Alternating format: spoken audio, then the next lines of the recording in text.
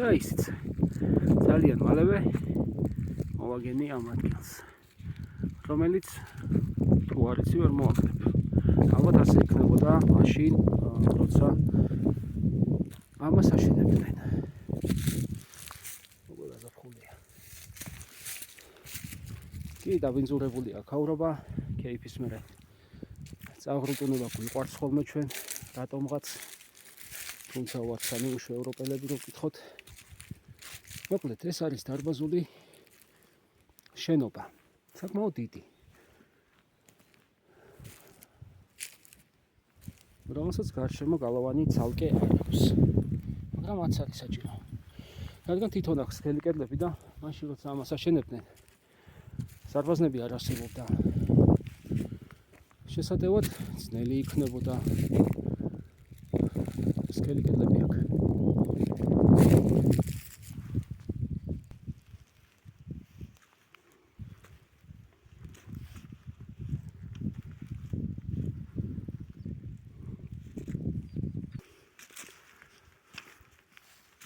ყოველ მხრივ ხევები არის.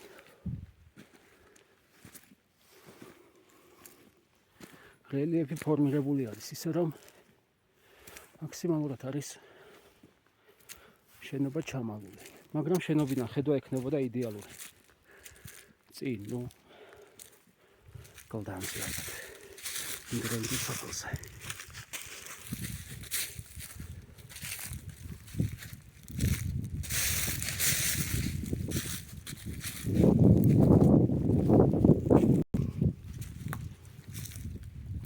მასშტაბურია, საკმაოდ დიდი არის. და თუ გავითვალისწინებთ, რომ ამას ექნებოდა დამხმარე ნაგებობებიც, მათ შორის თავდაცვითი, მათ შორის სათვალთვალო, ეგრეთ წოდებული საწყობი ლოჯისტიკის მიმართულება მთლიანად, დღევანდელი ტერმინოლოგიით რომ ავიღოთ. საკმაოდ ძლიერი ციხე-დარბაზი გამოდის, რომელსაც ტიპიური გალავანი არ არტყავს ზედ.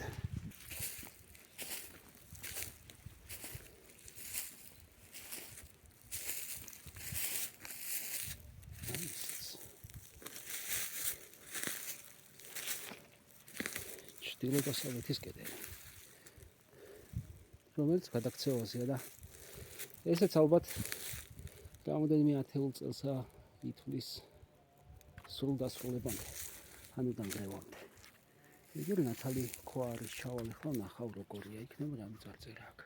ვიცი რომ ზოგიერთს ეს მოყვარულ არქეოლოგს და მოყვარულ ისტორიკოს გამოკვლეული აქვს რაღაც დონეზე, მოძიებული აქვს ინფორმაცია, მაგრამ ფაქტიურად თბილისში გვაქვს ეს.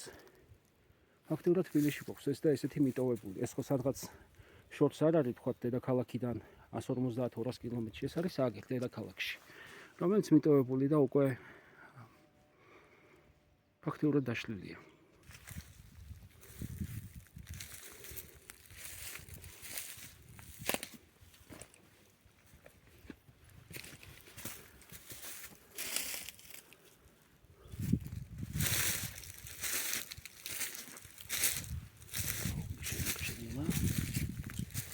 და ეს კედელი უკვე მორღვეულია. გადაქცევაზეა ხელა კედელი. გაუძლო მინიმუმ 10 საუკუნეს, სულ ცოტა 10 საუკუნეს გაუძლო და განვითარების ზემში მყოფ ცივილიზაციის პერიოდში გვეშლება ისტორია. კიდევ ერთი, რომელიც განმეორდები და კიდევ ვიტყვი, რომ ეს არის დედაქალაქის ტერიტორიაზე. ნათალი ქვით სწორად ნაშენი. საფრენი ბურჯი.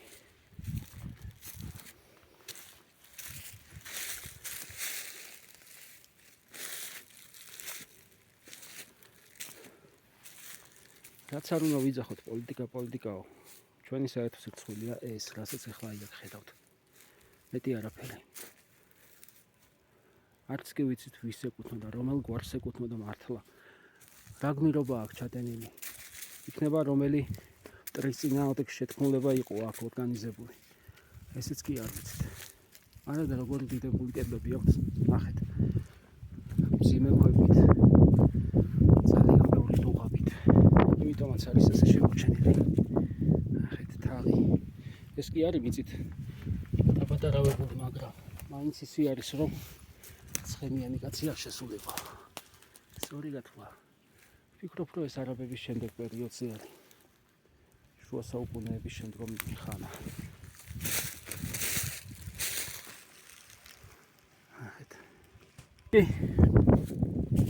ეტყობა რეაბილიტაციის კვალი, აგერ დამხმარე ნაგებობა დღეს ბლოკით აშენებული. სამშეღლო მასალები ყრია, რა თქმა უნდა.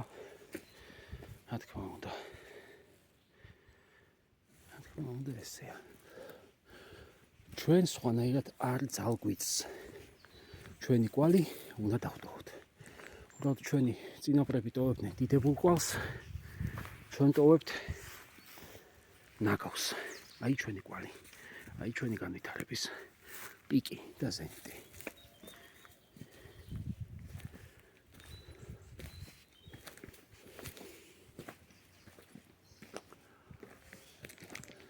ცემენტით არის ნაბათქაშები, ცემენტით არის ნაშენი.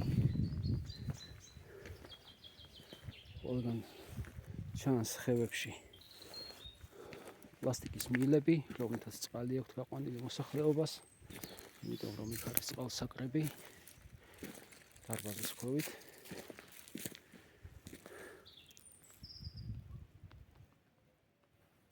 რამაზია ქაურობა.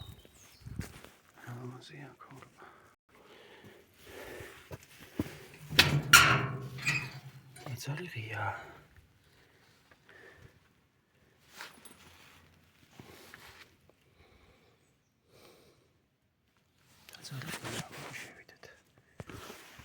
შევიდეთ.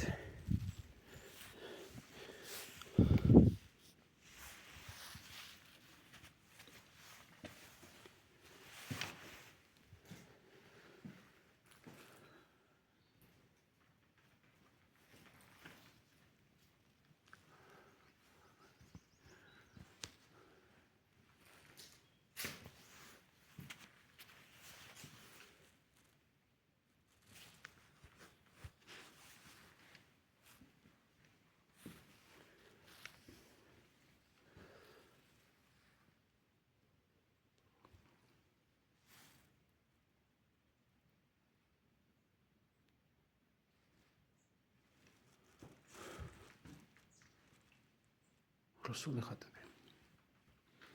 ღმერთი ერთია. ყოვლადწმინდა სამება. საქართველოში როცა გვაქვს უნიკალური ხატწერის კულტურა, მრავალსაუკუნოვანი, იმაზე ძველი ვიდრე თვითონ რუსეთია. რატომ გვაქვს რუსულენოვანი ხატები?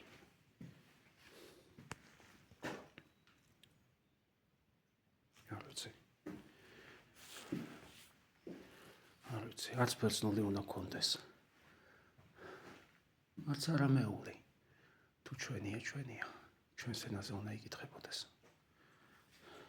და არა უცხო ტომელის. სახურავი კრამიტით გადახურულია. ღიობებით. ალბათ იმათ ჩამოვა. გაზაფხულის იმათ ჩამოვა ალბათ. მაგრამ კარგია რომ სამოცავი კუთხე ასე თუ ისე მოუწყიათ. მოუსუფთავებიათ, დეტონი დაუგიათ. ხოდა რაც არ უნდა ვეცადოთ, ისტორია მაინც მოსაფრთხილებელია. აქ ნადირე არ გონია ხა იყოს, მაგრამ სიცხველია რაც აქ ხდება. ბატონო, აქ ტურისტი არ ამოვა, იმიტომ რომ თბილისის რუკაზეც კი არაა დატანილი ეს ადგილი. არსად არ ჩანს, თუ არის, თუ ისტორია არ გაინტერესებს, ამათაც ვერ მოაქვს. ადგილობრივი ზოგჯერ იქნებიან ნაყოფები, დღეობებს სამართავენ შეიძლება, ან სტუმრები მოყავთ შეიძლება. ან უბრალოდ მათაც აწუხებთ ის რომ ნადგურდება რაც საფუძველს. მისახედი გვაქვს აქაურობაც და ქვეყანაც. არა აქვს მნიშვნელობა პოლიტიკას, არანაირი მნიშვნელობა. საერთოდ არანაირი. კიდაც სპარსელები იყვნენ მოსულები. ჩვენი მოსაფრთხილებელი გვაქვს.